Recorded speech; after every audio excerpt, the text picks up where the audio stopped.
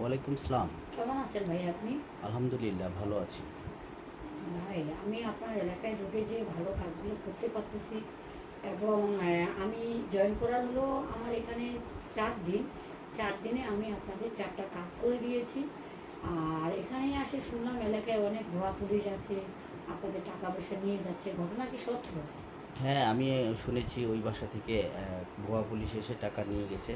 তো এটা যদি কোথাও আমরা জানতে পারি তাহলে সঙ্গে সঙ্গে আপনাকে কল করব। অবশ্যই সর্বপ্রথম কি আগে কাজ করবেন, থানায় ওসিকে কল করবেন, বলবেন যে আপনার ওসির নাম কি, যদি বলতে না পারে তাহলে তো সে পুলিশ না।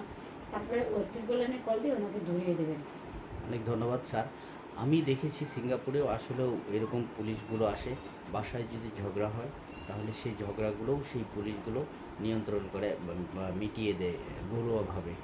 আমাকেও অনেক ভালো লাগলো যে আপনি আসে আমাদের এই বিচারটা করে দিলেন, এবং আমিও মনে করি যে বাংলাদেশের পুলিশও যেন সিঙ্গাপুরের পুলিশের মতো আদর্শবান হয়ে চলে।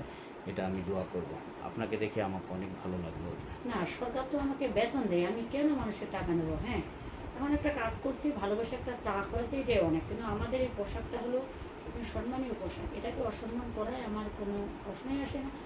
আর আমরা বেতন পাই জনগণের জন্যই আমরা আছি, সরকার আমাদেরকে রাখে, ট্রেনিং করেই আমরা এই চাকরিটা পাই। আসলে এখানে চাকরিও আমি ঘুষ দিয়ে নিই।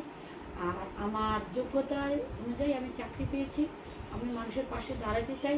এর ফাঁকে আমি যখন ডিউটি শেষে, তখন আমি জানেন আমি রিক্সা চালাই, ভ্যান চালাই, চালিয়ে আমি সংসারে পরিশ্রম করি। আমার খাওয়ানো অনেক, আমার 5টা বাচ্চা, শ্বশুর শাশুড়ি, তারপরে দেবর, এদেরকে আমি বাইরে পার্ট টাইমটা কাজ করে খাওয়াই। তবু আমি ঘুষ খাইনি, ইচ্ছা হলে তো ঘুষ খাইতে পারতাম। আপনাকে সেলুট, ধন্যবাদ আপনাকে। ভাই ভালো থাকবেন, আপনারা আমার জন্য দোয়া করবেন। আপনাদের জন্য অনেক ভালোবাসা, অনেক শুভকামনা রইল ভাই। আসসালামু আলাইকুম। ধন্যবাদ।